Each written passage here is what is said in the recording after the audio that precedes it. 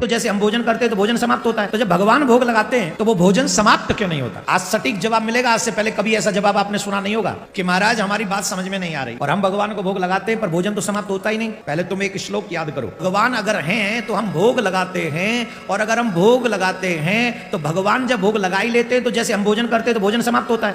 तो जब भगवान भोग लगाते हैं तो वो भोजन समाप्त क्यों नहीं होता? किस किस का यह प्रश्न है? किस किस के मन में यह प्रश्न है?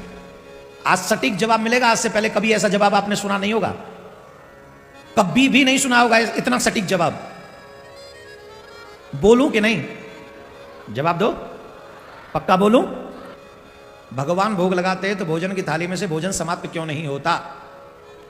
एक बार गुरुकुल में एक ब्रह्मचारी ने अपने आचार्य से पूछा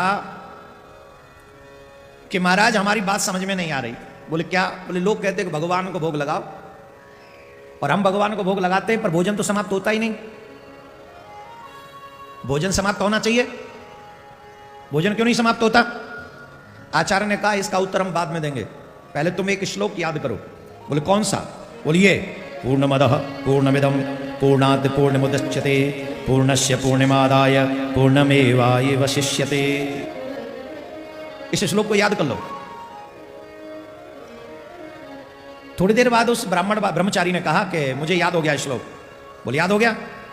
बुक पकड़ाई थी, बोले ये लो बुक पकड़ाई थी, इसमें से इसे याद करो। ब्रह्मचारी बोला मुझे याद हो गया। बोले सुनाओ। पूर्णमदः पूर्णमिदं पूर्णात् पूर्णमुदच्यते पूर्णस्य पूर्णमादाय पूर्णमेवावशिष्यते। बोले याद हो गया? बोले नहीं, और याद करो। दोबारा बोला याद हो गया? बोले नहीं, और याद करो। बोले एकदम शुद्ध है गुरुदेव, आप सुनो तो सही, ये बुक आप पकड़ो और इस बुक में आप इस श्लोक को देखो। मैं बोलता हूं मैंने एकदम शुद्ध बोला है। बोले मैं कैसे मान लूं कि तूने याद कर लिया? बोले क्यों नहीं मानेंगे जब मैं आपको सुना रहा हूं? अरे बोले मैं नहीं मान सकता। बोले क्यों नहीं मान सकते? बोले मैं कैसे मान लूं? जो श्लोक तू बोल रहा है वो श्लोक तो बुक में अभी भी है,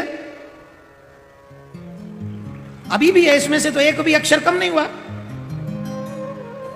इसमें से एक भी अक्षर कम क्यों नहीं हुआ? अगर तूने इसमें बुक में से याद किया है तो इस बुक में से तेरे दिमाग में कैसे चला गया और बिना कम हुए चला गया? अगर जाना ही है तो पहले इस बुक में से कम होना चाहिए ना, फिर तेरे दिमाग में जाना चाहिए। इससे पहले तो तू जानता ही नहीं था। इस बुक के थ्रू तुझे पता चला कि ये श्लोक है। जब तेरे दिमाग में चला गया तो बुक में से मिट जाना चाहिए।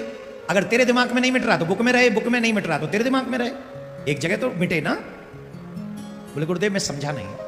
बोले सुनो, जैसे तुमने ध्यान देकर एक श्लोक को याद किया और वो श्लोक बुक में भी है और ध्यान के कारण वो तुम्हारे दिमाग में भी चला गया है, अब वो तुम में भी विराजमान हो गया है और उस बुक में भी है। वैसे ही जब भक्त ध्यान लगाकर भगवान को भोग समर्पित करते हैं तो भगवान उसी में से आरोग्य भी लेते हैं और वो समाप्त भी नहीं होता, वो कम भी नहीं होता, इस श्लोक की तरह स्थिर हो जाता है। जैसे बुक का श्लोक तुम्हारे दिमाग में स्थिर हो गया, वैसे ही थाली का भोजन भगवान के गर्भ में स्थित हो गया। क्यों? भगवान पूर्ण है, भगवान वस्तु के भूखे नहीं है, भगवान भाव के। जब तुम्हारा ध्यान भगवान में लगता है तो भगवान उसे स्वीकार कर लेते हैं, भोजन बिना कम हुए भगवान ग्रहण कर लेते हैं। बोलो राधे राधे। इसका एक और उदाहरण बताएं। तुम जब भोजन करते हो तो तुम्हारे भोजन को निकालने के लिए एक चीज और बनाते हो तुम अपने घर में, टॉयलेट्स बनती हैं। क्यों? क्योंकि तुम जो ग्रहण करोगे उसे कुछ रखेगी शक्ति और फिर कुछ शक्ति बाहर कर देगी उसे। यही हमारी दिनचर्या है। लेकिन इतने बार भगवान के मंदिर बनते, सब बनता है। मंदिर अगर भगवान के बनेंगे ना तो रसोई भी बनेगी, जो तुम्हें आवश्यकता है वो सब भगवान के मंदिर में बनता है। लेकिन भगवान के मंदिर में कभी भी टॉयलेट्स क्यों नहीं बनते? जवाब दो। क्योंकि जो वस्तु ग्रहण करता है उसे बाहर करने के लिए भी एक स्थान बनाना पड़ता है, लेकिन जो भाव ग्रहण करता है उसे कोई वस्तु की आवश्यकता ऐसी नहीं पड़ती। क्या बोलना पड़ेगा? हाय माय डियर, जोर से बोलना पड़ेगा।